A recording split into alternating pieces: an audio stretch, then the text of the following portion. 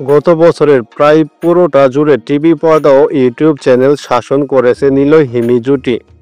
সেই ধারাবাহিকতা যেন নতুন বছরেও থাকছে, তার প্রতিছবি মেলেছে প্রথম দিনেই। ১ জানুয়ারি সবার আগে নাটক মুক্তির মাধ্যমে তারা নতুন বছরের খাতা খুলে ফেলেছেন। ১ জানুয়ারি কালবেলা ড্রামার প্রথম নাটক হিসেবে মুক্তি পেয়েছে এই জুটির পাগলের সুখ মনে মনে। অন্যায়ের বিরুদ্ধে রুখে দাঁড়ানো কি পাগলামি, নাকি সমাজের প্রচলিত নিয়মের বাইরে গিয়ে ভিন্নভাবে বাবা মানেই সাইকো হওয়া? এমনই এক ব্যতিক্রমী ভাবনার নাটকটি নির্মাণ করেছেন শাহনেওয়াজ রিপন। নাটকের প্রধান চরিত্র নিলয়।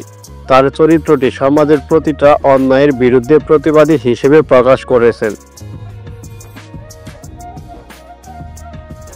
নিলয় বলেন, এই গল্পে আমাকে এক প্রকার পাগল বলতে পারেন, কারণ আমি সবকিছুতেই প্রতিবাদ করি। যেমন ধরুন, কেউ গাছের পাতা ছিঁড়ুক বা রাস্তায় বসে থাকা কুকুরকে লাথি দিক, সবকিছুতেই আমি বাধা দিই। এই গল্পের মাধ্যমে আমরা এমন একটা বার্তা দিতে চাই যা আমাদের সমাজের অনেক অসঙ্গতি চোখ খুলে দেবে।